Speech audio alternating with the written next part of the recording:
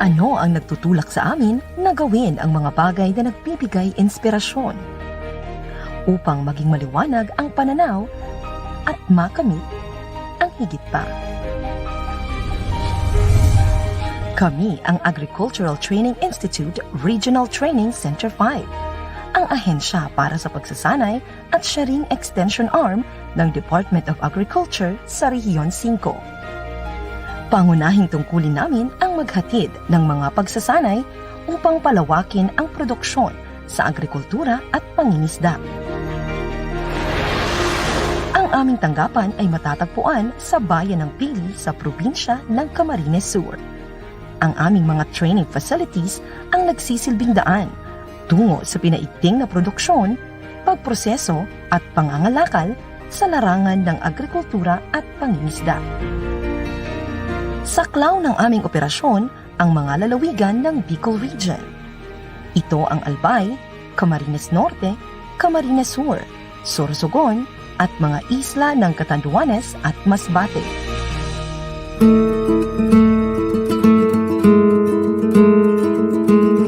Hangarin ng ATI na patuloy na maiangat ang kapabilidad at kakayahan ng mga nasa sektor ng agrikultura at pangingisda. Sa paraang ito, sama-sama nating maaabot ang seguridad sa abot-kayang pagkain para sa sambayanan. Upang matupad ito, nakikipagtulungan ang ATI sa iba't ibang ahensya at individual. Sila ang mga kalahok sa National at Regional Agriculture and Fisheries Extension Systems. Layunin naming makapagbigay ng mataas na antas ng kaalaman tungkol sa pagsasaka sa pamamagitan ng mga teknikal na pagsasanay para sa agricultural extension workers ng pamahalaang lokal, maging sa city, municipal at provincial agriculturists at veterinarians. Isinusulong namin ang Bicol Agriculture and Fisheries Network. Nakikipag-ugnayan din kami sa mga rural-based organizations, mga pamantasan at iba pang ahensya, pribado man o pampublikong sektor. ATI ang pangunahing ahensya para sa nagkakaisang pagkilos ng extension services sa pagsasaka at pangingisda sa buong bansa. Ayon sa Agriculture and Fisheries Modernization Act or AFMA, ang major extension services ay training, technology demonstration, farm and business advisory services, at information, education, and communication services. Dito nakaangkla ang 5 thematic areas ng DA-ATI Extension LEADS or LEADS. Patuloy naming binabalangkas ang mga akmang estratehiya upang palakasin ang kakayahan ng mga nasa sektor ng agrikultura. Isinusulong din namin ang mga bagong hakbang, makabagong pamamaraan at paghahanda para sa nagbabagong panahon. Sa pakikipagtulungan ng mga pribadong individual at mga organisasyon, pinaparami at pinapalawak ang sakop ng mga learning sites, demonstration farms at extension projects. Pinagtutuunan namin ng pansin ang Farm Business Advisory Services upang mabigyan ng angkop na tugon ang mga katanungan tungkol sa pagsasaka. Gamit ang modernong paraan ng komunikasyon, mabilis na naihahatid ang serbisyo at impormasyon tungkol sa pagsasaka at pangingisda. Pinaplano, sinusubaybayan at sinusuri ang pagpapatupad ng mga training at extension programs sa pamamagitan ng performance reviews at pagsaliksik tungkol sa naging epektong mga pagsasanay. Upang patuloy na mapabuti ang paghatid ng training and extension services, patuloy naming isinasaayos ang mga paraan at polisiya tungkol sa pagkilos ng ahensya. Sa ganitong mga hakbang, tinutupad ng ATI ang mahahalagang layunin nito para sa ating bayan. Mas pinaigting ng kagawaran ng pagsasaka ang tugon nito sa pangangailangan ng sambayanan sa sapat na pagkain sa panahon ng new normal. Kasabay ang ATI sa pagtugon sa mga suliranin ng bayan ukol sa supply chain, kabuhayan at kalusugan dulot ng COVID-19 pandemic.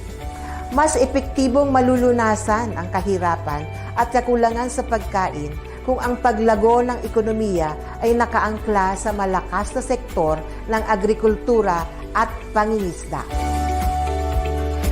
Ating kaugnay, tungo sa napapanahong kaalaman, kakayahan at masiglang pamayanan.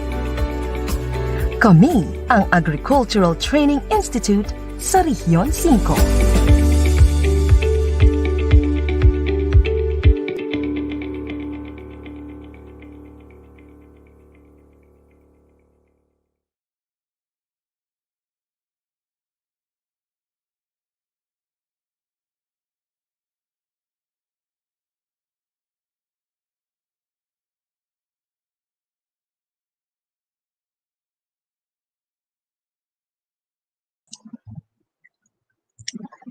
Good morning! Magandang umaga, Pilipinas at maray na aga, Bicolanza. Thank you po sa lahat ng ating mga live viewers na nanonood ngayon sa ating Facebook ATI Bicol Facebook page and sa aming ATI Sarabay YouTube channel.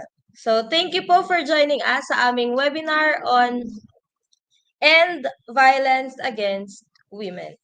So to start po with our program, let's begin with this program with a prayer through an audio-visual presentation to be followed by the singing of the national anthem.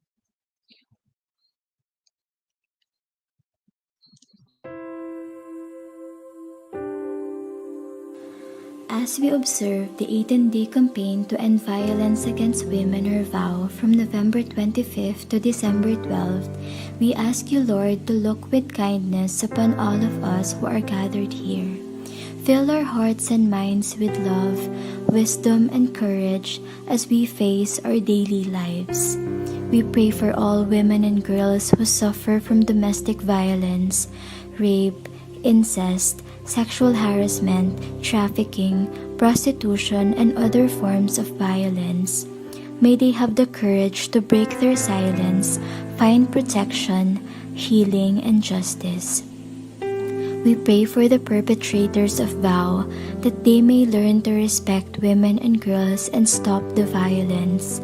O loving Father and Mother, send us your Spirit so that everything that we do will be done with love and respect for our fellow humans. Regardless of age, sex, class, ethnicity, and ability, O powerful God, develop in us a high regard for the thoughts, feelings, and experiences of everyone, and bestow on us the capacity to promote, protect, and fulfill the rights of women and girls. Almighty Creator, grant us the strength to stand up against all forms of violence happening to women and girls, the sharpness to recognize a silenced victim of VOW, the courage to speak up against VOW, the resourcefulness to help a victim of VOW, and the resolve to never commit any form of VOW. For all of this, we implore your guidance. Amen.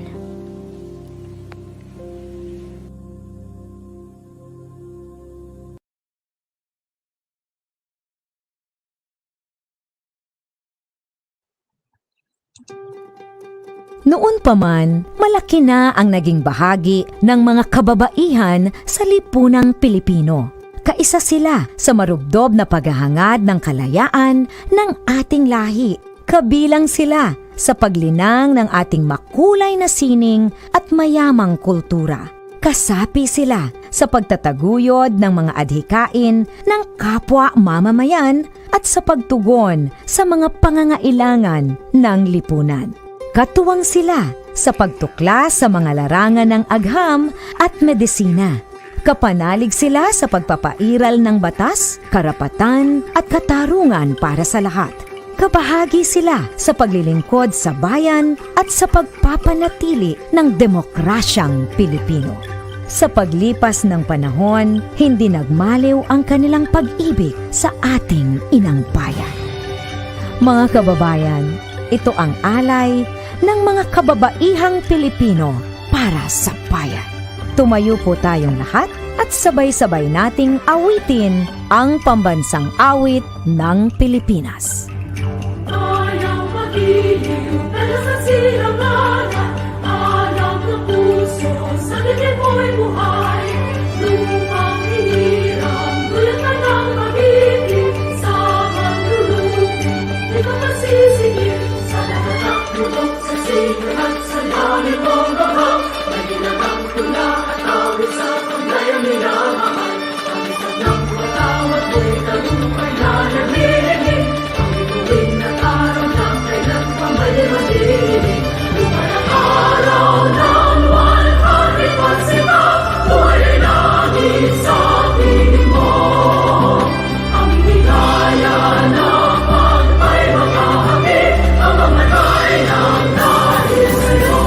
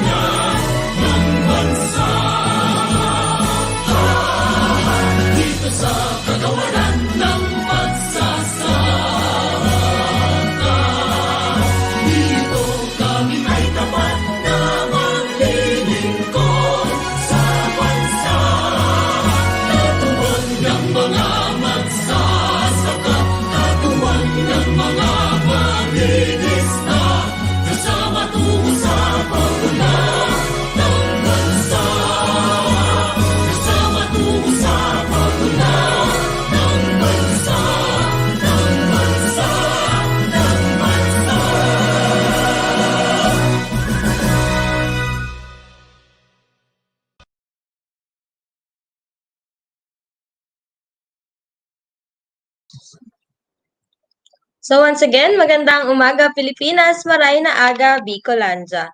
Ako po si Laika Teves, admin staff ng ATI Bicol. Live na live po tayong mapapanood sa aming ATI Bicol Facebook page at sa aming ATI Sarabay YouTube channel. So sa lahat po ng hindi pa nakakapag-subscribe sa aming YouTube channel, i-click lamang po ang aming subscribe button upang updated po tayo sa lahat ng i-upload na videos ng ATI Bicol. So sa amin naman po mga live viewers, papasalamat po kami sa patuloy niyo pong pagsuporta at panonood sa aming mga video. So again po, welcome po sa aming webinar on End Violence Against Women. So mamaya po makakasama natin si Police Major Maria Victoria S. Abalaing, Chief of Camarines Sur Provincial Women and Children Protection Test. So, i-discuss niya po ang RA 9262, the Anti-Violence Against Women and Their Children Act of 2004. So, the ATI RTC 5 or Agricultural Training Institute Regional Training Center 5, Bicol, joins the observance of the 18-day campaign to end violence against women with the new banner, United for a Vow-Free Philippines. This theme aims to highlight the powerful impact of combining individual efforts towards a collaborative and united trust towards a vow-free Philippines. So, to present and discuss our 2022 18-day campaign to end vow, may I now call Mr. Marjan Ramboyong, our media production specialist, to give us the overview of this webinar.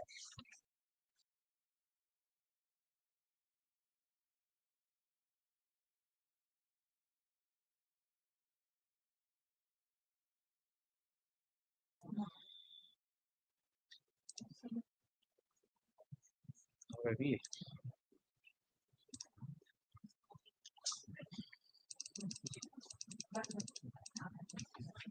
Okay po, yan. So good morning po everyone.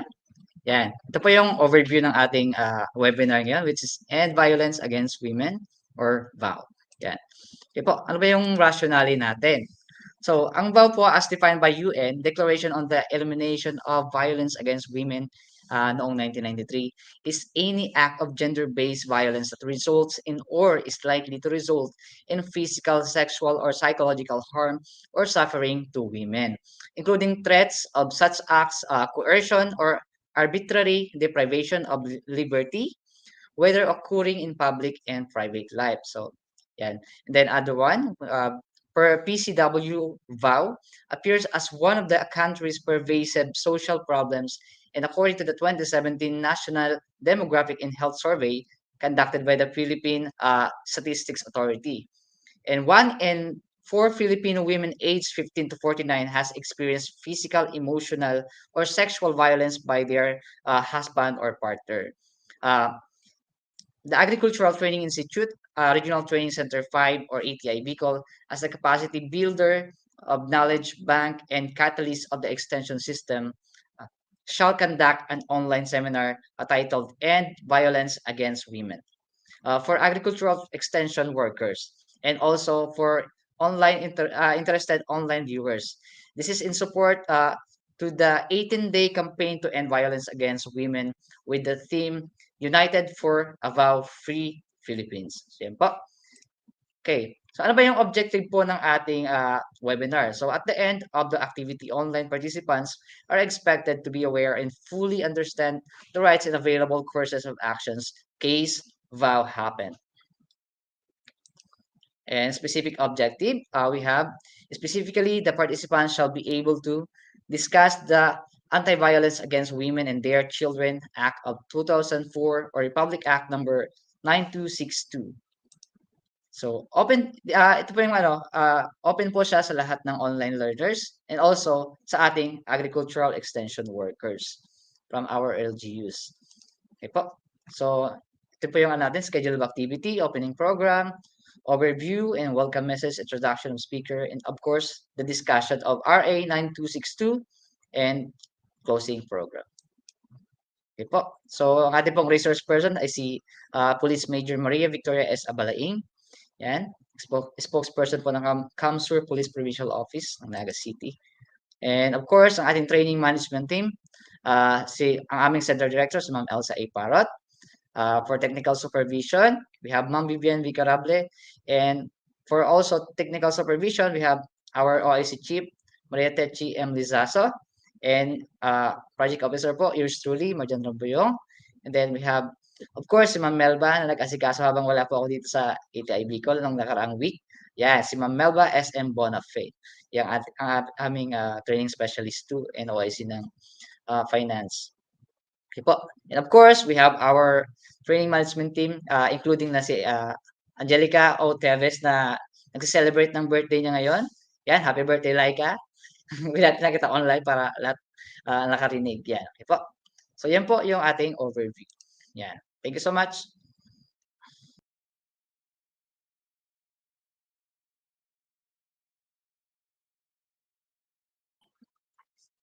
Ayan, so thank you, Mr. Marjan Ramboyong, for giving us the overview. And I hope ito pong aming campaign to end VOW will promote awareness on the forms of violence against women and the girls, provide information on the laws protecting women, and feature VOW-related services na pwedeng i-attain and ma-avail, access and avail ng ating mga kababaihan.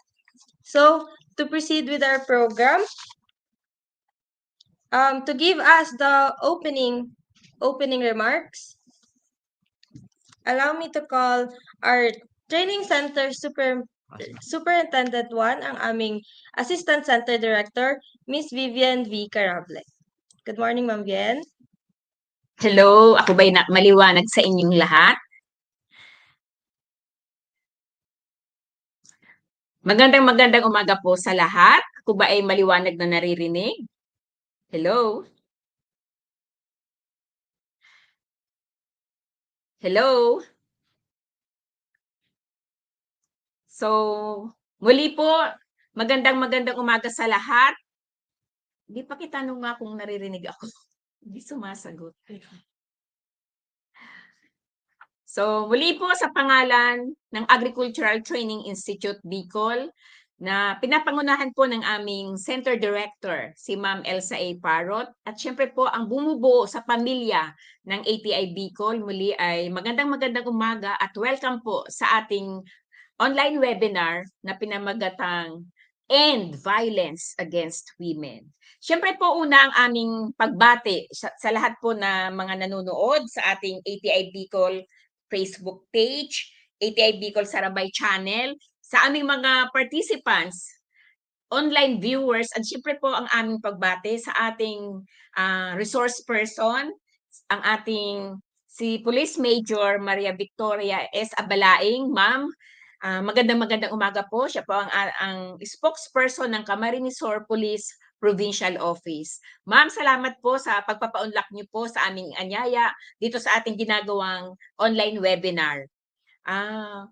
Tayo po ay sa ating mga nanonood at sumusubaybay ay para sa atin sa ATI, ang ginagawa po nating online seminar ay bilang suporta po.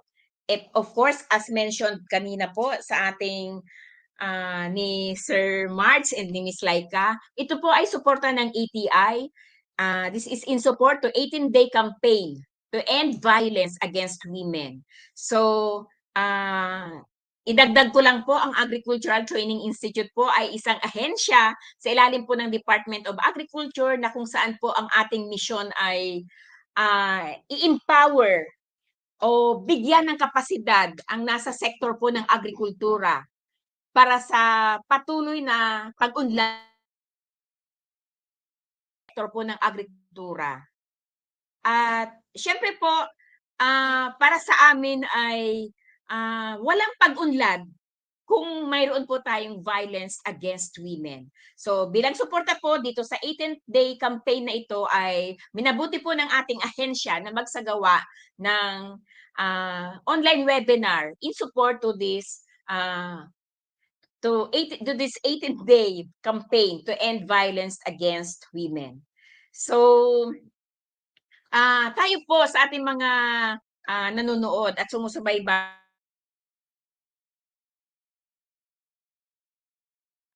sa violence against women, na kung saan ito ay yung ating mga kababayan ay nakakaranas po, lalong-lalo na sabi ni Sir March kanina, anumang uri ng paghihirap, physical, sexual, psychological man yan, o na ang dahilan ay dahil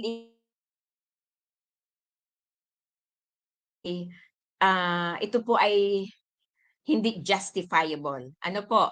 So, hindi ko na po papatagalin pa ang ating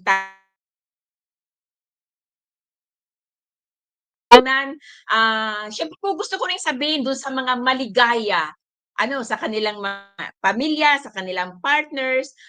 Sabi nga po ni Steve Jobs, we have to learn continually. Because there's always one more thing to learn. So, kahit na ba tayo ay maligaya sa buhay, kailangan nating suportahan at malaman ano ang tungkol dito sa violence against women na batas. So muli po sa pangalan ng ATI Bicol, muli ay magandang umaga sa inyong lahat.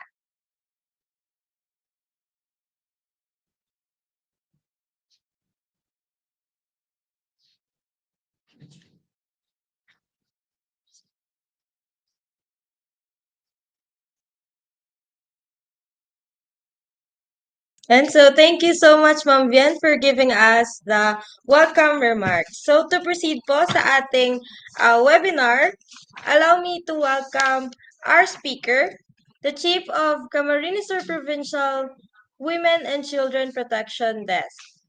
Let us all welcome and give a round of applause to our Police Major Maria Victoria S. Abalay.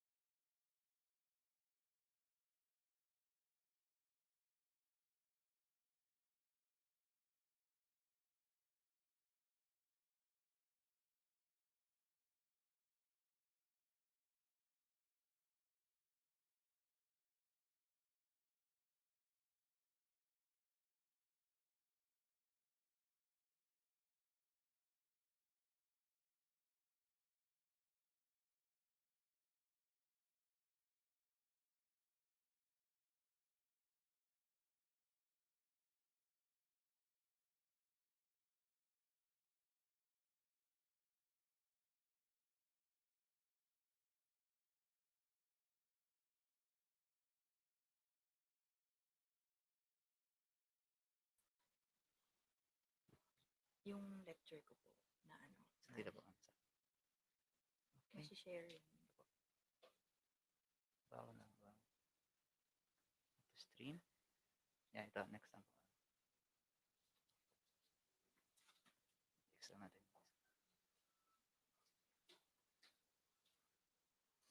Sabit lang tayo.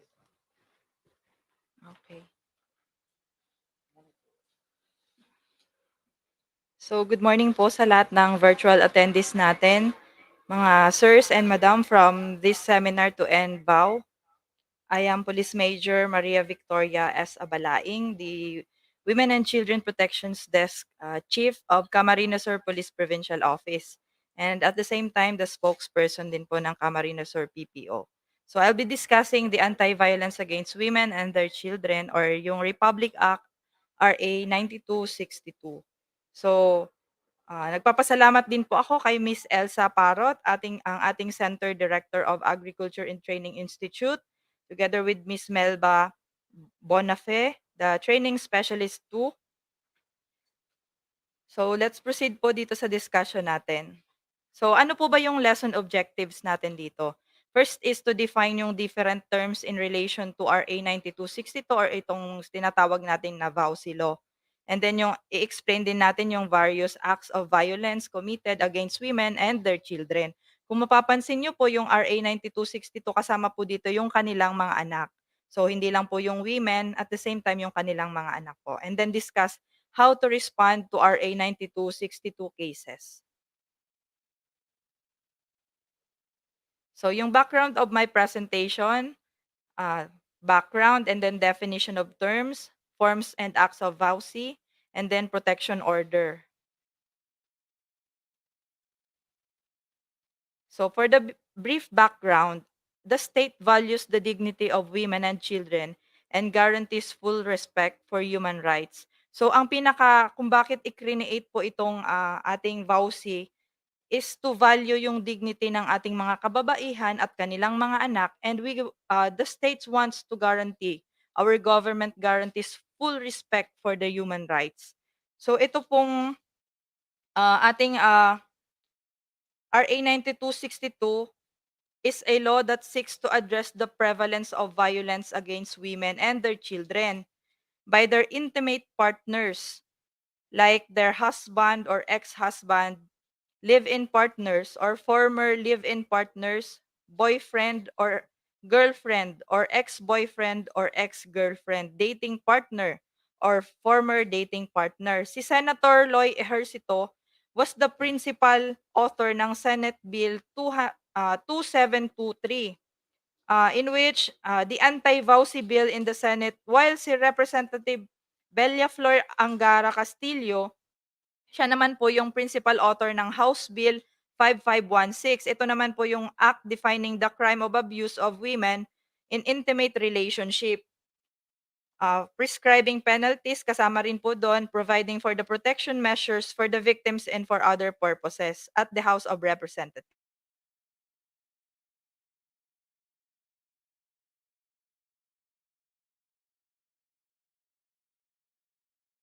From violence and threats to their personal safety and security. So ano po ba yung RA 9262 na tinatawag natin o yung VAUSI law? Under Section 1, sa short title niya po, this act shall be known as the Anti-Violence Against Women and Their Children Act of 2004. So kung mapapansin niyo po, hindi pa po ganun katagal, more or less nasa 18 years pa lang po itong batas na ito. So kaya ginawa po itong batas na ito hindi para pasakitan yung mga kalalakihan, bagkus ay protektahan yung ating mga kababaihan na naaabuso at ang kanilang mga anak. So, yun po. So, on the definition of terms naman po, ano po ba itong VAUSI? V stands for violence, A stands for against, and then W stands for women, and yung C po, children. So, it refers to any act or series of acts committed by any person against a woman who is his wife, former wife, dati mong asawa, or asawa mo siya, or against a woman with whom the person has or had a sexual or dating relationship. Kahit na hindi kayo kasal, pwede mo pa rin siyang kasuhan nitong VAUSI. So, saklaw po siya ng VAUSI law natin kahit na hindi po kayo legally married. So, kahit nga po meron lang kayong sexual or dating relationship, pwede mo po siyang kasuhan ng VAUSI. Kapagka alam mo po na inaabuso ka niya or with whom he has a common child, o kung meron po kayong nagkaroon po kayo, yung relationship niyo po is nagkaroon po kayo ng anak. So, yun po. When was the law signed and became effective? So, the law was signed last March 8, 2004. It took effect on March 27, 15 days after it was first published in two national dailies on March 12. So, naging effective po siya, yun nga po, 2004.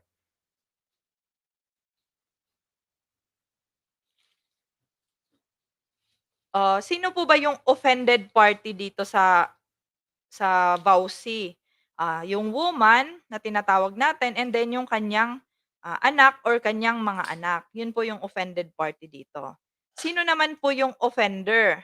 So, dito po pupuwedeng yung husband mo, husband ng babae, and then yung lover niya o kaya yung ex-lover niya or yung conspirators. Kapagka halimbawa, ang nakikita niyo po dito sa example is mother-in-law. Kung halimbawa, kinokonsente ng mother-in-law yung kanyang anak nasaktan yung, itong, kanyang kinakasama or kanyang asawa. So, yun po. Or yung kanyang, mga apo. So, yun po. And then, violence against women and their children includes but is not limited to the following acts. Ito naman po yung mga acts, na pupuwedeng makumit sa, women at sa kanyang mga anak. So, physical violence. First, ano po ba itong physical violence? Pupuwede po itong, assault, coercion, physical. Makikita, ito po yung nagre-result ng pambubugbog, nagkakaroon ng mga contusion, hematomas, mga pasa sa katawan, or abrasions. Yung physical features niya po is kumbaga, sinasaktan talaga. So, nagkakaroon siya ng mga injuries. And then, ano naman po itong sexual violence? Ito naman pong sexual violence is kung pinipilit ka niyang, halimbawa pinilit ka ng iyong asawa na makipagsiping ng hindi mo naman gusto. So, dito po pumapasok yung sexual violence, kapagka pinilit ka na hindi mo naman gusto. And pumapasok din po dito yung ating, tinatawag na, marital rape, kapagka hindi po pumapayag yung ating asawa, ang ating misis. So, pupuwede rin po yun, sir. Ma'am, papasok din po 'yun dito sa sexual violence. And then yung psychological violence naman po, kapagka yung nag-result na po yung, series of abuse, pinaghalo-halong physical, sexual, and economic abuse, nagre-result po ito ng, psychological violence or later on i-di-discuss po natin kung ano itong psychological violence na ito as we go on with our, lecture. Dito po sa psychological violence naman po, kailangan siyang kandakan ng, psychiatric, examination ng ating, mga expert, mga psychologist para ma-prove niya pagka nagkaso po siya, as evidence niya in court, yun po yung ipe-present niya sa court kapagka, ang i-file niyang case is psychological violence po. Dito naman po sa economic abuse, kapagka hindi po nagsusuporta yung kanyang asawa. But then, si court naman po, i-identify din naman po niya kung ano po ba yung capacity ng lalaki or ni mister niya, ng husband or ex-husband, kung ilan lang naman po yung capacity niya na kaya niyang i-support doon sa kanyang, asawa at mga anak. So, yun po. So, ito po yung 4 classes of, abuses or violence na kinukumit sa kababaihan at kanilang mga anak. So dito po, ano po ba yung battery? It is an act of inflicting physical harm upon the woman or her child resulting to physical and psychological or emotional distress. So ito pong battery, po pwede niya po itong, yun nga po sa psychological violence, po pwede na po itong ma-file doon sa abuser, dito sa asawa niya or former husband niya. But then with the aid of psychological, examination. So ano po itong tinatawag nating battered women syndrome? It is a scientifically defined pattern of psychological and behavioral symptoms found in women living in battering relationship as a result of cumulative abuse. Ito nga po yung sinasabi ko kanina na kumbaga, dahil paulit-ulit pong nangyayari sa kanya yung pambubugbog or yung sa kanyang, nagkaroon na po ng pattern, psychological effect sa kanya and yung behavior niya naging iba na rin po. Dahil nga po sa pambubugbog or sa cumulative abuse na nararanasan po nitong ating, battered women. Kaya naging battered women syndrome po yung tinatawag nito. Ito naman po sa stalking. An intentional act committed by a person who knowingly and without lawful justification follows the women or her child or places the women or her child under surveillance. So, kumbaga nag-create ka na ng hindi magandang pakiramdam, although, kumbaga nagiging uneasy na yung iyong asawa or yung iyong kinakasama dahil sa ginagawa mong pagmamanman sa kanya. So, yun po. Or sa kanyang anak. So, eto naman pong dating relationship na tinatawag natin dito, it is a situation wherein the parties live as husband and wife without the benefit of marriage or are romantically involved over time and on a continuing basis during the course of the relationship. So, dito po, dating relationship po kapag hindi po kayo kasal or legally married. So, as long as na you are romantically involved with each other. So, considered po yun na dating relationship under our law. So, it is specifically defined uh, in Republic Act RA 9262 po. So, ano po naman yung tinatawag ditong sexual relations? A single sexual act which may or may not result in bearing of a common child. Kahit na once lang kayong nagkaroon ng sexual contact, it will still be considered as sexual relations kahit na hindi po kayo nagkaroon ng anak. So, yun po. And then, sino naman po yung children na tinatawag natin dito? Those below 18 years of age or older but are incapable of taking care of themselves. So, 17 pababa, yan po yung ating mga tinatawag na children. And yung kung halimbawa man po, mas higher po yung age nila, but then incapable po sila na alagaan yung kanilang mga sarili at unable po silang makapag-desisyon para sa kanilang sarili. There are also, kumbaga, kinakandak na examinations to identify yung kanilang mental capacity as a child. So, kino-considered pa rin po yun sila na children. So, next po. Ito pong forms of VAUSI, ito po yung physical violence.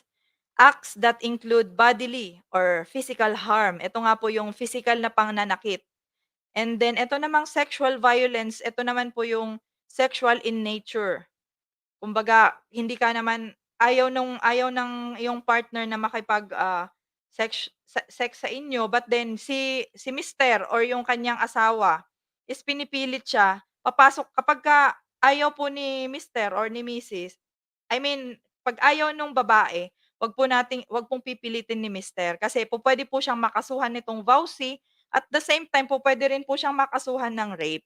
Marital rape po yung tawag doon. So, eto naman pong psychological violence is an act or omission causing or likely to cause mental or emotional suffering of the victim.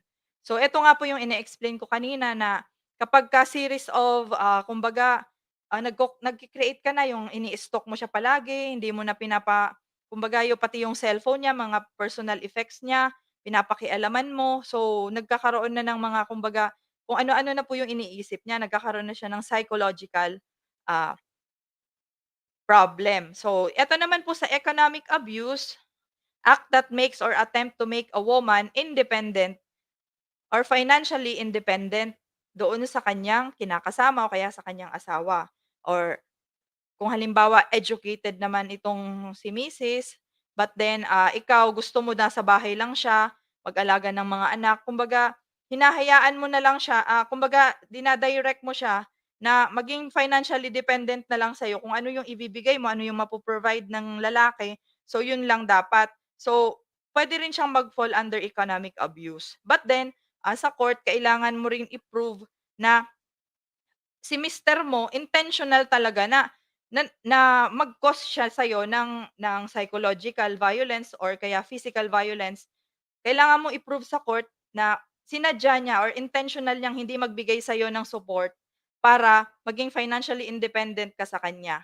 So, may mga bago na po kasi tayo ngayon na mga Supreme Court ruling na hindi na basta-basta, kumbaga kasi dumadami na rin po yung mga, economic, abuse cases natin, but then, kailangan ding i-prove doon na nag-cause siya ng economic abuse dahil sinadya na, there is an intention na pasakitan niya yung asawa niyang babae. Kaya siya hindi nagbibigay ng financial, support doon sa kanyang mga anak at sa kanyang asawa. So, gano'n po. Then, ano po yung acts of vowsy? First, letter A is causing physical harm. Ito nga po yung physical na pananakit. Nagkakaroon ka ng mga injuries, pambubugbog, ginagamitan ng, syempre mas superior po yung lakas ng mga kalalakihan kaysa sa kababaihan. Then letter B, threatening to cause physical harm o lagi kang pinagbabantaan na sasaktan kita pag hindi mo ko sinunod. Tatamaan ka sa akin, yung mga ganong pambabanta. Pag-uwi ko, mamalasin ka mamaya, mga ganon. So, next is attempting to cause physical harm. So, although attempting ka na mag-cause ng physical harm, nagkakaroon siya ng, kumbaga, fear. Nagki-create ka na ng psychological fear sa kanya. So, pwede rin po yun, makakapasok din po ito. And then later on, kapag continuous nga po na gano'n ang ginagawa natin or ng abuser, magiging, kumbaga, psychologically, ano na rin siya, battered women na rin siya. So, placing in fear of imminent physical harm. Yan din po. Although, yung lagi mo siyang tinatakot, pinagbabantaan ng kung ano-ano. So, yun po. And then, attempting to compel to engage in conduct which they have the right to desist from. Shall include, kasama po dito yung threatening to deprive or actually depriving of custody.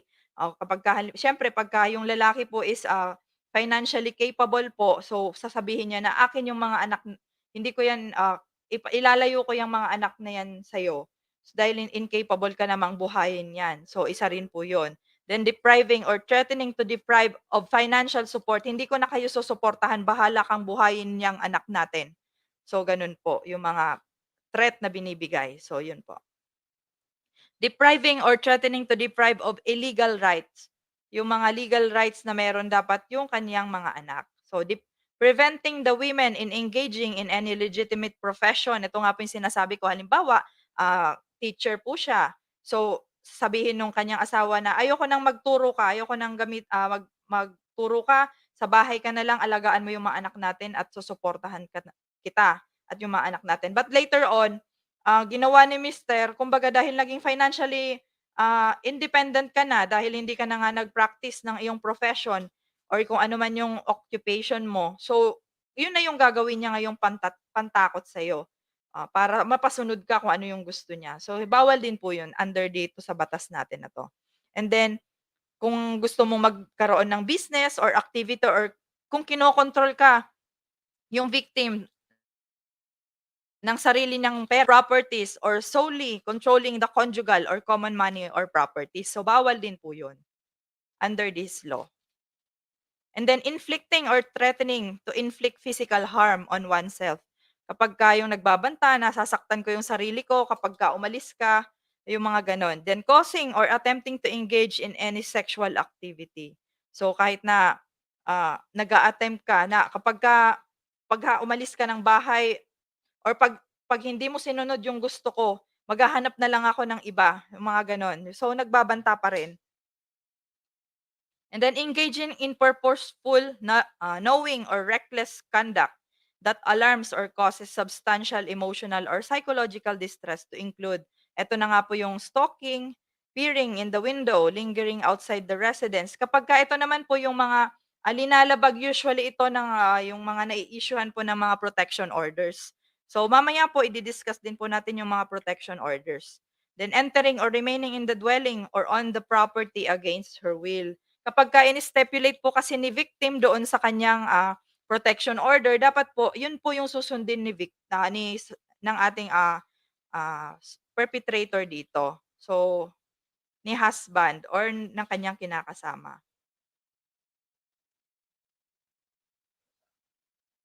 So, destroying the property and personal belongings.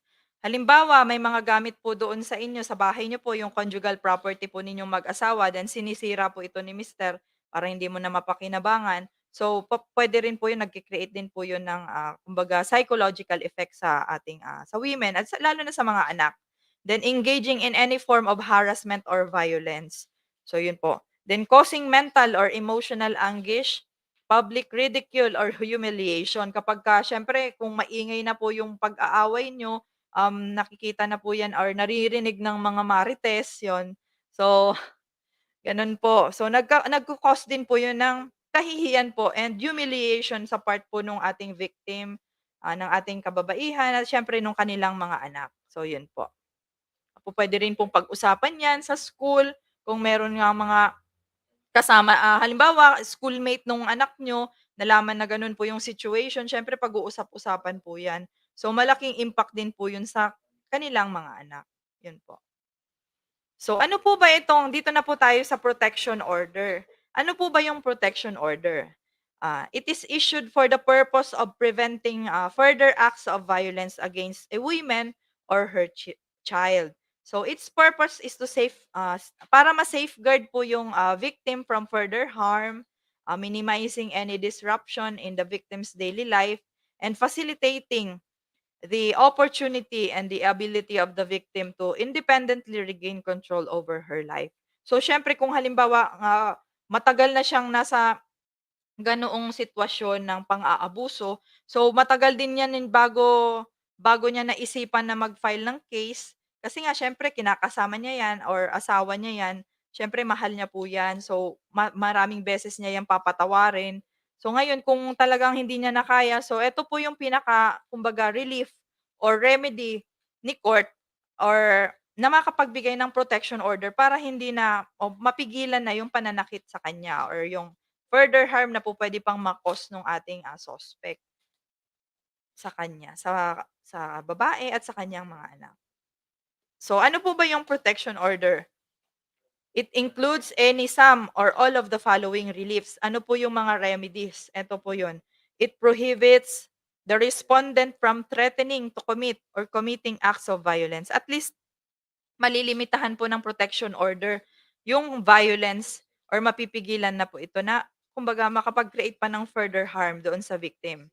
And then, prohibition of respondent from harassing, annoying, or kahit na kung ayaw, pwede pong i-stipulate doon ni victim na ayaw niyang tatawagan siya ng kanyang partner or kanyang asawa. And then, contacting or otherwise communicating with the petitioner. So, removal and exclusion of the respondent from the residence of the petitioner regardless of ownership, kung sino man po ang may-ari niyan. 'Pag sinabi ng ating, ng women dito sa batas natin na 'to, na umalis siya doon sa kanilang conjugal property, umalis siya, maghanap siya ng kanyang titirahan. So, yun po. Directing the respondent to stay away from petitioner and designated family or household members. So, yun po yung sinasabi natin. And directing lawful possession and use by petitioner of an automobile and other essential personal effects regardless of ownership. Kapag sinabi niyang hindi, wag nang gagamitin yung mga personal na gamit, umalis na lang siya doon sa kanilang conjugal property or bahay para hindi po ma-violate. Ayun po yung remedy ng ating protection order or yun po yung reliefs ng protection order. Granting granting a temporary or permanent custody of a child or children to the petitioner. So, usually po nasa women pa rin 'yan, nasa babae pa rin po yung custody nung mga bata. And then prohibition of the respondent from any use or possession of any firearm or deadly weapon. Kapagka alam naman po nung ating, victim na meron siyang firearm, so, automatically, babawalan po 'yun. And then kapagka halimbawa hindi siya licensed, kukunin po 'yun ni PNP. Then restitution for actual damages caused by the violence inflicted, and then directing the DSWD or any appropriate agency to provide what petitioner may need. So kung ano pa po yung po pwedeng legal or mga assistance, yung ating social welfare officer po is automatically will provide. And then provisions of such other forms of reliefs as the court deems necessary. Kung ano pa po yung mga naiisip or gustong idagdag ni court para dito sa mga remedies na ito, ay pwede rin pong i-stipulate doon sa protection order. So, ano po, there are three types of protection order. Ito po yung ito po yung una, yung tinatawag nating BPO or Barangay Protection Order. So, ito pong Barangay Protection Orders, ah, ini-issue po ito ni punong barangay. Kapag kasi punong barangay po is unavailable, it shall be acted upon by any available barangay kagawad. So, pwede rin po si kagawad pagka in absence of punong barangay. And then BPO shall be effective for 15 days. So, 15 days po itong effective and then pwede naman po itong i-renew kapag ka nag-lapse kung gusto po ni petitioner na mag-renew nitong BPO. And then, yung BPO shall be personally served to the respondent by any barangay official. So, dapat po, personal itong iserve kay respondent doon po sa lalaki, sa perpetrator, para po alam niya kung ano yung mga nakasaad doon, sasabihin po doon mismo ni kapitan o kaya ni kagawad na ito po yung mga binabawal na ayaw gawin, wag mo na tong gagawin, ito po yung mga restrictions na susundin mo. So, yun po. Eto naman po yung second is TPO or yung tinatawag nating Temporary Protection Order. It is issued by the court after ex parte determination. Kapagka yung kung ano po yung mga sinabi doon ni petitioner doon sa gusto niyang ilagay doon sa Temporary Protection Order. So, it shall be effective for 30 days naman po itong temporary.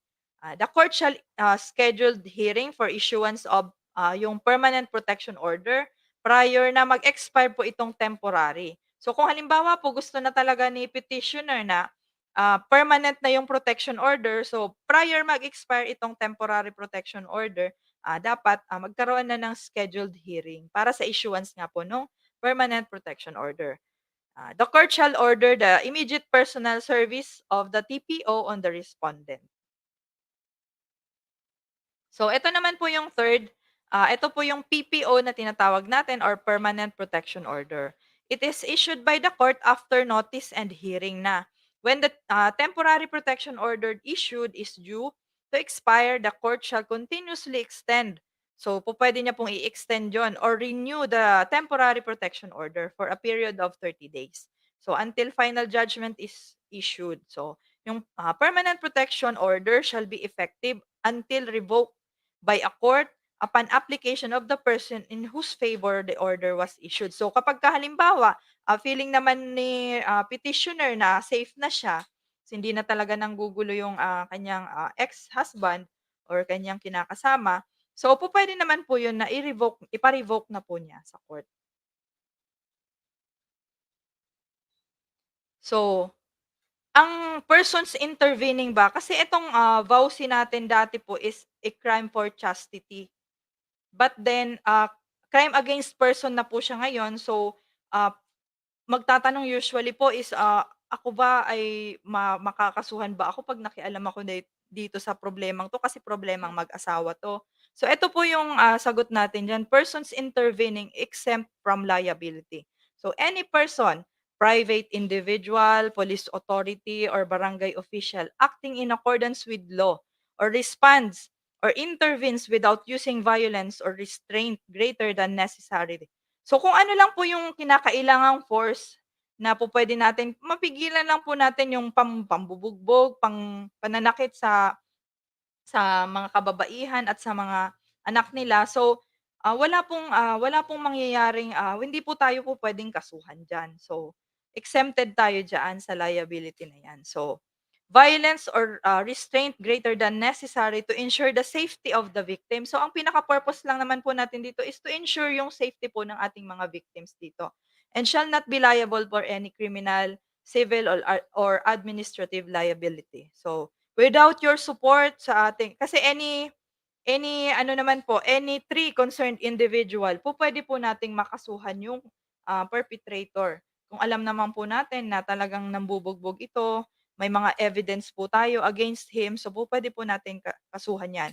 Punta lang po tayo sa nearest police station sa ating lugar, sa ating mga police station, meron po tayo diyan na available 24/7 po 'yan, Women and Children Protections Desk. And lahat po ng mga records diyan, lahat ng mga informations shall be solely recorded in our pink blotter book. Kaya po siya pink blotter book kasi po we strictly adhere doon sa confidentiality ng lahat ng information. Hindi po 'yan po pwedeng malaman ni Marites. So lahat po ng mga information na ilinalagay natin doon, lahat lang po 'yun para sa investigators natin ng ating mga babae rin po yung ating mga investigators pagdating sa mga ganyang cases, mga gender-based violence cases po. So it will be handled privately.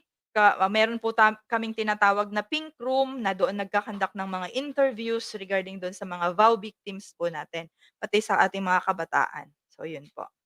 With your support and cooperation, napaka-importante po na ma-prevent natin yung mga ganitong mga kumbaga matuldukan na natin itong VAUSI na 'to, violence against women and their children. So, Camarines Sur Women and Children Protections Desk continues to support para matuldukan na nga po, let's end this vow and see. So, VAUSI, anti-violence against women and their children. And we also encourage yung ating mga kalalakihan, yung meron tayong tinatawag na move naman, Men Opposed Violence Against Women and Their Children. So, move. So, mga advocates din po ito ang ating mga kapulisan against sa mga pambubugbog, pang-aabuso ng mga kabataan at mga kababaihan. We have our tinatawag nga, nagkakaroon din kami ng election of officers sa mga ganitong case, mga ganitong yung tinatawag nating move, mga men advocates po ito na para maiwasan na rin nga po or matuldukan na itong pang-aabuso sa mga kababaihan at kanilang mga anak.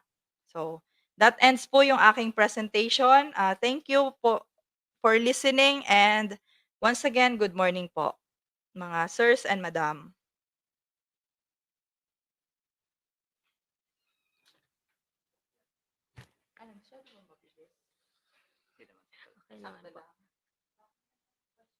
Apa.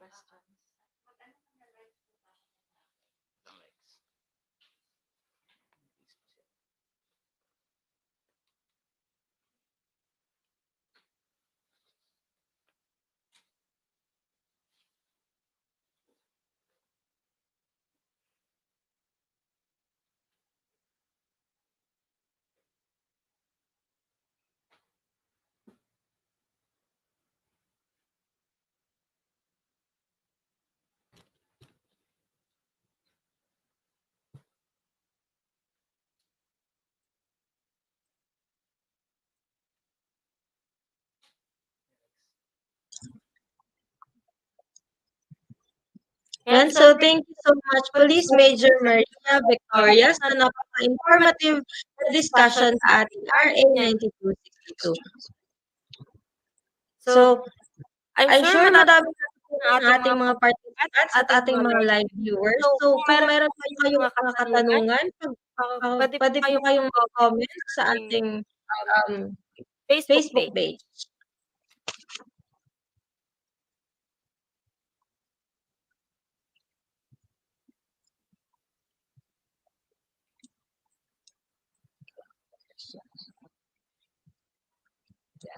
Again po, if you have any questions, please type in your or comment your question sa ating Facebook page, sa ating live.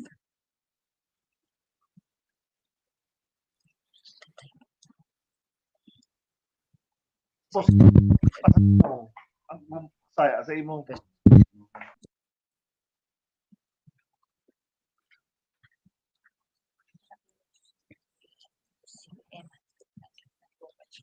Sir Eman po.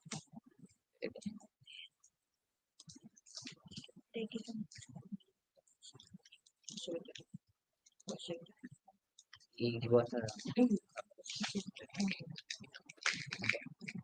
Kaya nag-comment sa didig sabihan naman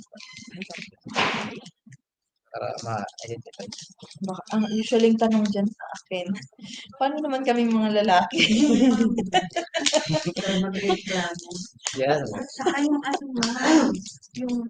aga niya na. Ay, meron po yung question. We have questions here. So, hello po, ma'am. What if lalaki naman po ang nag-experience ng violent female partner? Ano po ang gagawin?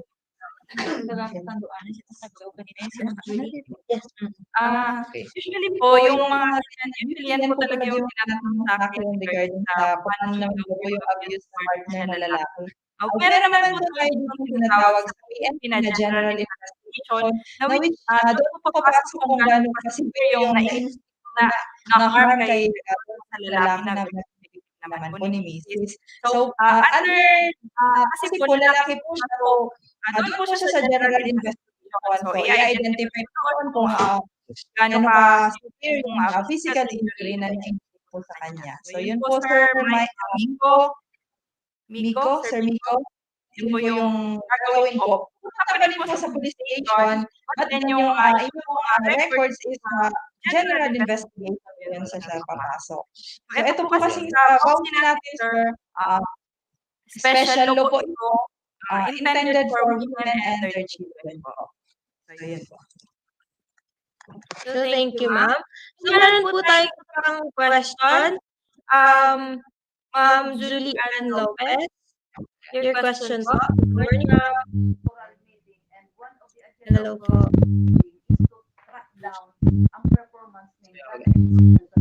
Yes, ma'am, you can ask your question po.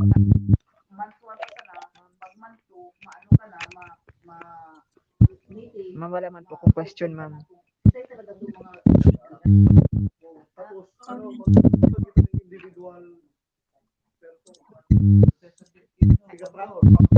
Oo, meron dito. Hello, ma'am.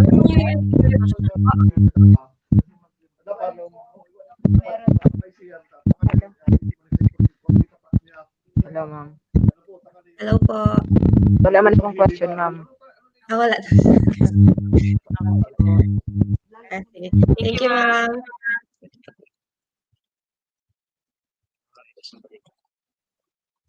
Anyone po? Meron po tayong mga follow-up questions? Usually yung mga inaano nila, paano kami kung kaming mga lalaki naman ang pinilit ni Mrs., mga ganon. Kasi nga, under dito sa ano na to, yun nga, ang usually question talaga yan sa akin, yung bakit. Ito na lang i-share ko na lang. Yung usual question kasi is, minsan tinatanong din po ng ating mga kalalaki na, unfair naman daw po, bakit naman pagka sila yung namimilit kay Mrs. daw, bakit pag sila naman, sila daw ba ang pinilit ni Mrs., saan naman sila magre-reklamo? So usually ganun po yung mga questions. Kasi po, itong purpose natin is intended nga po, kaya po siya kumbaga, na-create itong RA 9262 para po protektahan yung ating mga, kumbaga, naaabuso mga kababaihan ng ating at kanilang mga anak. So, special law po ito na intended po sa ating mga, kumbaga, sino po ba yung mas vulnerable? O, syempre po, so far naman, wala namang masyadong nagre-reklamo, wala namang nagre-reklamo talaga na lalaki na pinilit. So, ganun.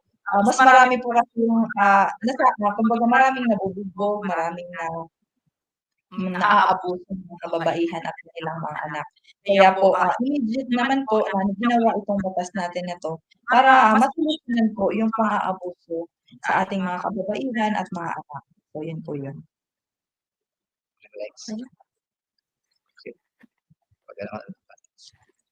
Ayan, so, parang na-cover naman na lahat ng questions ng ating mga audience. So, shout out na lang sa ating mga live viewers. Good morning po, Ma'am Jen Erpelo. Good morning, Sir John Lloyd Subinente. Yan, watching from Iloilo City. Wow, layo. Yan, so good morning, Ma'am Glessy Ramos. Good morning po. Watching from DBM Central Office. Wow, Sir Edward Hipe. Tipe. And so, good morning, Ma'am LJ Nian Piano. From LGU UAS.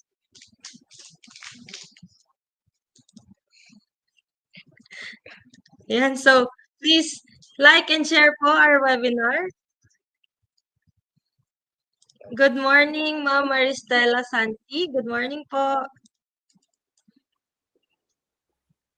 Good morning, Ma'am Beverly Balancing from LGU Austin po. So good morning from Apao, Ma'am Yona Alzaga Espinosa. Good morning po, Ma'am Marisol Copino. Good morning, Ma'am Julina Gutierrez Abanador. Morning po. Good morning, Ma'am Nida Hagos from ATI Bicol. So good morning po. From LGU Nabua, watching Ma'am Isabel Espirito Morata. From LGU Legazpi, Ma'am Miriam Boras. Good morning po, Ma'am. So good morning po, Sir Mike Muco. Glimpse. So good morning, Ma'am Mary Grace Barameda Sepe. Good morning po from LGU San Fernando, Sir John Noliora Malate.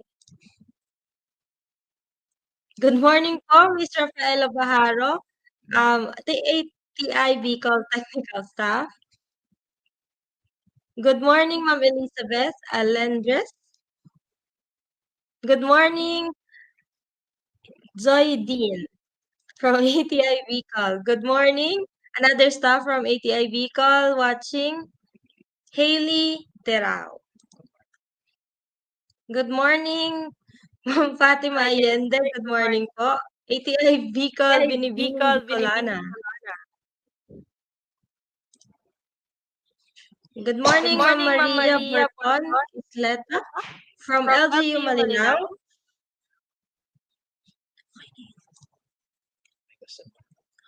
So, any questions po?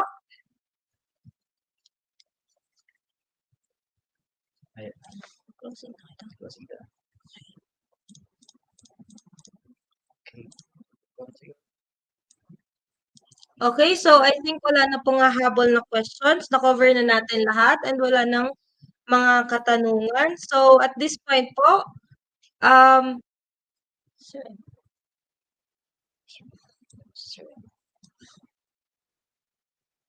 we would like to thank everyone for watching po ang ating webinar on End Violence Against Women. So sana po madami tayong natutunan sa discussion ni Police Major Maria Victoria S. Abalain.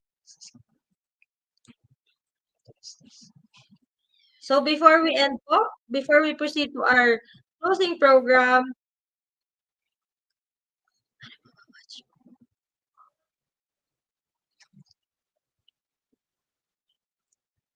please watch the short video.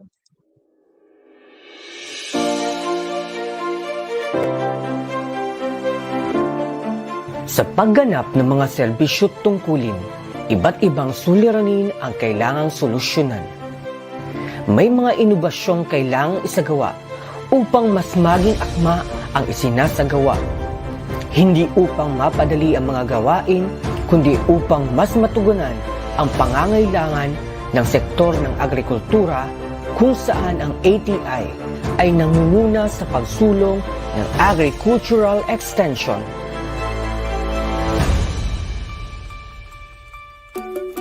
Sa panahon ng new normal, we have to move forward. Bago pa man magsimula ang pagsasanay, sinisiguro ng magiging ligtas sa mga participants, resource persons, at training management staff. Ang paggamit ng face mask ay ipinapatupad sa loob ng training venue. Alinsunod sa direktiba mula Central Office, bahagi na ng mga pagsasanay ang tema tungkol sa climate change at Balanced Fertilization Strategy o BFS. Gayun din ang pagtalakay ng mga isyu tungkol sa Gender and Development o GAD at Gender Empowerment. Hanggat maaari, ang mga pagsasanay ay may hands-on o practicum activities at group dynamics. Ang bawat technical at administrative personnel ay dinidevelop bilang trainer. Dumaan sa mga pagsasanay ang in-house pool of experts ng ATI Bicol. Simula June 2021, ang ATI Bicol ay isa ng Continuing Professional Development CPD provider sa agriculture. Nitong June 2022, ang ATI Bicol ay naging CPD provider na rin sa Agricultural and Biosystems Engineering. Sa pagpili ng training venue, hanggat maaari ay isinasagawa ang pagsasanay sa learning sites, tulad na lamang ng pagsasanay tungkol sa rice crop manager na isinagawa sa Sonrisa Farm, isang extension service provider na may malawak na rice production area. Matapos ang sunod-sunod na pagsasanay tungkol sa African Swine Fever o ASF, nagkaroon ng data banking kung saan ang mga barangay biosecurity officers na nagsanay ay patuloy na nagmo-monitor. Sa pamamagitan ng database of barangay biosecurity officers at periodic monitoring and surveillance of ASF incidents, nalaman na mayroon ng 0 to low incidence of ASF. Kung kaya't mula sa red zone, naging pink at green zones na hanggat naging ASF-free ang 18 municipalities. Naging bahagi na ng maraming pagsasanay ng ATI Bicol ang pamimigay ng starter kits na ipamahagi sa mga kabataang kalahok ng 2021 Binhi ng Pag-asa Program ang kani-kanilang starter kits para sa napili nilang proyekto, pag-aalaga ng baboy o native na manok. Nagsasagawa ang ATI Bicol ng isang araw na orientation seminar tungkol sa urban agriculture, vegetable production at organic agriculture technologies para sa mga organisadong grupo ng mga kabataan at kababaihan. Matapos ito, pinamimigay ang starter kits para sa establishment ng urban agriculture gardens. Para sa 14th National Rice Technology Forum, itinalaga ang ATI Bicol bilang tagapamahala ng malaking pondo para sa 5 araw na talakayan sa gitna ng 104-hectare rice production demonstration area.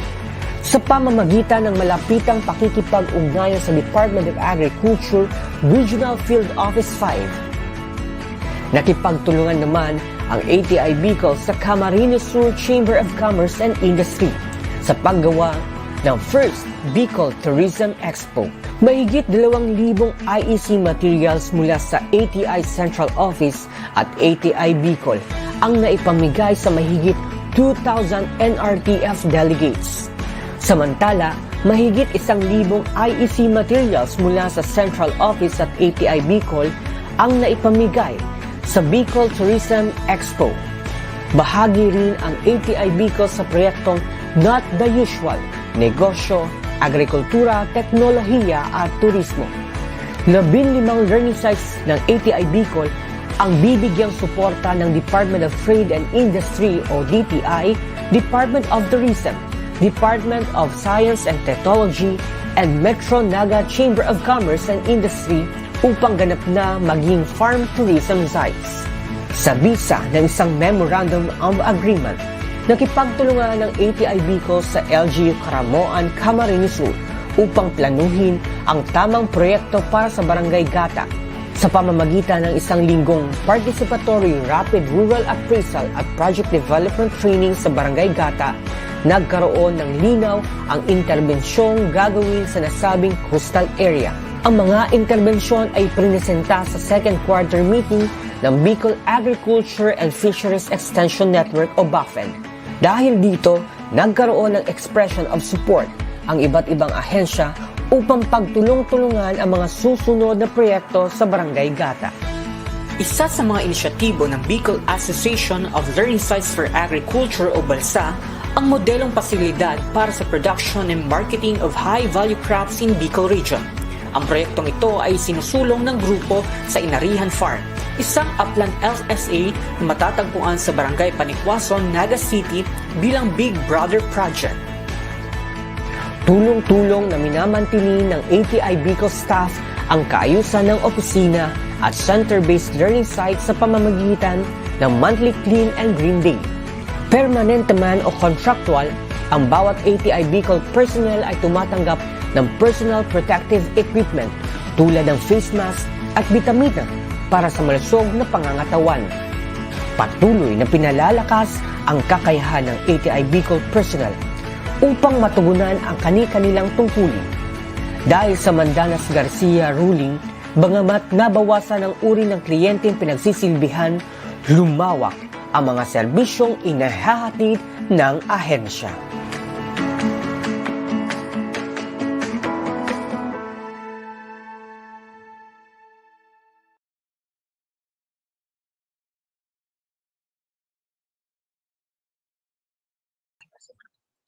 Ayan, so kung wala na po tayong mga follow-up questions, again, let's give a virtual clap to our speaker for today, Police Major Maria Victoria S. Abalaing. So to award the certificate, allow me to read the citation. Republic of the Philippines, Department of Agriculture, Agricultural Training Institute, Regional Training Center 5, ATI Bicol, ATI Bicol Admin Building, Diversion Road, San Agustin, Pili, Camarines Sur, with PRCCPD Accreditation Number Agriculture 032-2021, awards the Certificate of Appreciation to for sharing her knowledge and expertise as resource person for 2 hours during the conduct of webinar on End Violence Against Women, held on November 28, 2022 at ATI RTC 5, Bicol, Diversion Road, San Agustin, Pili, Camarines Sur, given this 28th day of November 2022, signed Elsa A. Parrot, Center Director. Once again, Certificate of Appreciation is awarded to Police Major Maria Victoria S. Abalay. Thank you, ma'am. Okay,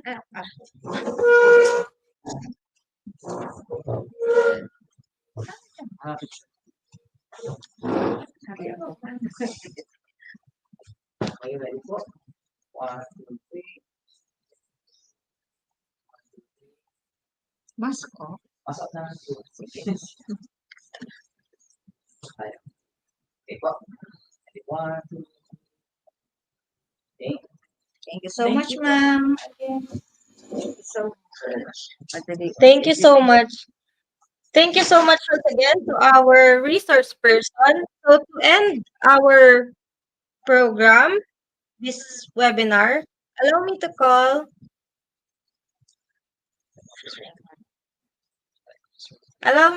our planning officer, Mr. Emmanuel Orogo, to give us a closing message. Thank you, Likes. Naririnig ba? Alright, good morning everyone. Good morning po sa lahat. In behalf po ng aming top management, Ma'am Elsa A. Parrot, I would like to thank everyone po for attending our webinar in support to Bao Free PH, United for Bao Free Philippines. So for this webinar, we talk about the provisions of the RA 9262, which aims to protect women and their children. So we hope that this webinar served its purpose to provide awareness to our women about their rights. So sa Bausi, may laban ang mga kababaihan. So in behalf po ng ATI, kami po ay lubos nagpapasalamat sa lalong-lalo na sa ating speaker from the Camarines Sur Police Provincial Office, spokesperson si Ma'am Police Major Maria Victoria Abalaing, for imparting your time, ma'am, and expertise for this webinar. We learned a lot po for your simple and clear delivery of the topic. So maraming salamat po, Police Major Abalaing. Thank you so much. So to the team of ATI, congratulations po to the project officer, Marjan Rambuyong, na laban kaagad kakagaling lang from the 2 weeks travel. And the team of CDMS as well as ATI Bicol for for this webinar, for this initiative na mas lalo nating maisulong din natin, makatulong din tayo sa pagsulong ng Vow Free Philippines. So, yun lamang po, ay nawa po ay marami po kayong natutunan sa ating webinar for this morning. Mabuhay po tayong lahat.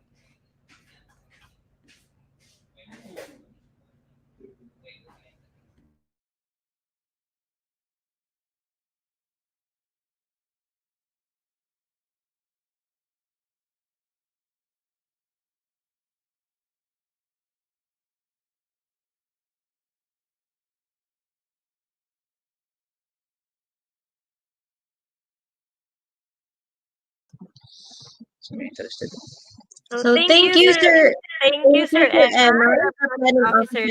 So we would like to thank everyone po sa lahat po ng nanood at nag-participate sa aming webinar. Maraming salamat po sa patuloy na pag-support at panonood sa ATI Bicol. So sa mga willing pong maka-receive ng certificate, please comment lang po yung name sa ating live.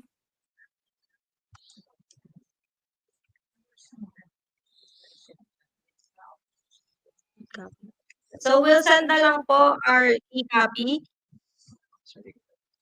ng certificate. So once again po, thank you everyone for joining us. I'm Angel Alcateves, signing off.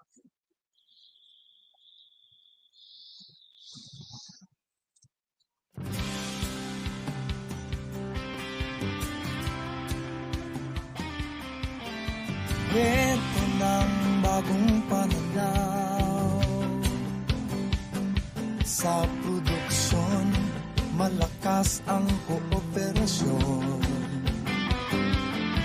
Katuwang ng mga magsasaka, pamahalaan at pribadong sektor. Dadagdagan ang kaalaman sa kabuhayan. Sa negosyo, pahuhusayin ang kakayahan. Angkop at bagong teknolohiya, subsidyo, patubig at infrastruktura.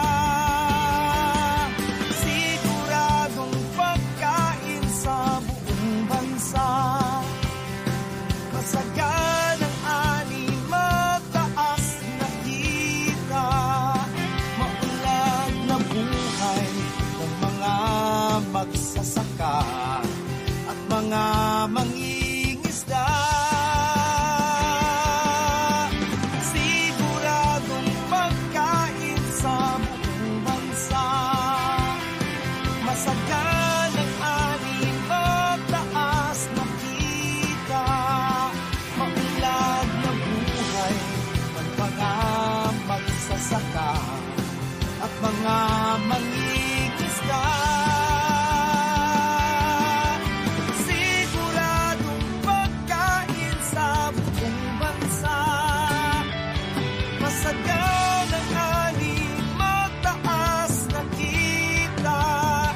Maunlad na buhay ng mga magsasaka at mga mangingisda. Siguradong pagkain sa buong bansa. Siguradong pagkain sa buong bansa. Siguradong pagkain sa buong bansa. Siguradong pagkain sa buong bansa.